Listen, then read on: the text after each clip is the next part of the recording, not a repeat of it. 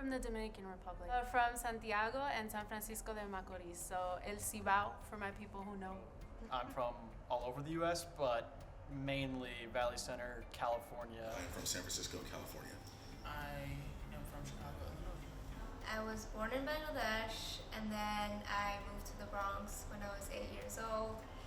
In 2026, the United States will commemorate its 250th anniversary at a time when the nation faces an identity crisis. Worldwide this morning, growing concern over a growing health crisis, with health officials here in the U.S. moving fast to prepare for what the CDC has called an inevitable spread. Officially declaring a national emergency. We are asking the American public to work with us to prepare in the expectation that this could be bad.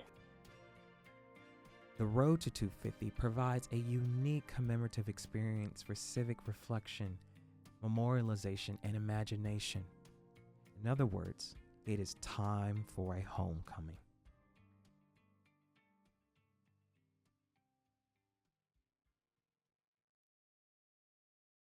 On day one, we began with heritage. We focused on nostalgia to facilitate reflection and reverence of our cultural, ancestral, and familial inheritance. So much had happened over the last few years, and I know I felt alone. In January 2020, my grandmother, Josephine Cleveland, passed away due to respiratory complications. Our family's 84-year-old matriarch died suddenly, leaving us with unanswered questions about our family history. Who knew her farming techniques for growing okra? What was her process for making wine? And more importantly, what stories will we never know?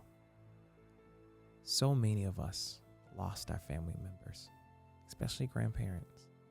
Seeing everyone with their artifacts ready to unpack was more than healing. It was validating that our lives had been impacted and that it was time to acknowledge and memorialize those we had lost.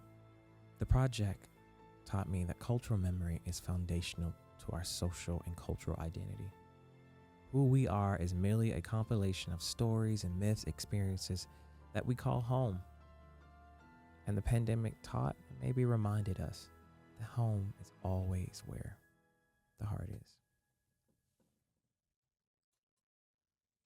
On day 2, we used the themes of grief, rage, and joy to curate the narrative of what our experience was since the pandemic. We journeyed through a series of deep belly laughs, somber reflections, and heavy heartfelt hardships of what the curators experienced and how it shaped American life for them. I remember moments when the sun pierced through the window of how deep in thought the curators were, but as soon as we had a meal together, we really dove into the joy of each other's conversations. It was incredible to see what folks wrote, using digital artifacts to recall family reunions, photos of when they got accepted to school, and videos of fun adventures. There was a feeling of joy and nostalgia that rippled through the hearts of the curators. So on day 3, we ended with hope. The idea was to leverage our imagination to explore the future of our generation as we move to inherit the country's story in 2026. The main artifact we collected was a letter that was addressed to future generations about what we wish to be remembered for and what we are hoping for. But in my time, I didn't think it was creative, it was just mine. You have lived this far in your life. You have seen things. You have felt things. You've got a cautionary letter in your hands. Future me, wherever you are, whenever you are, I know you're taking on the world with a smile. It was inspiring to witness the ways in which the curators chose to describe the hope that they have for themselves and the spaces or communities they occupy. Forgotten memory, the ability to reflect upon another's life story, which helps us unearth our own buried memory. To witness the curators tap into their forgotten memory in the presence of love and support reminded me that we have a collective responsibility to listen and be heard. The project created a space for young people to make sense of what they had witnessed since the pandemic. We welcomed stories and created community during a time when social isolation had become the norm. We as curators asked ourselves, Does my story matter? And if so, is it worth telling?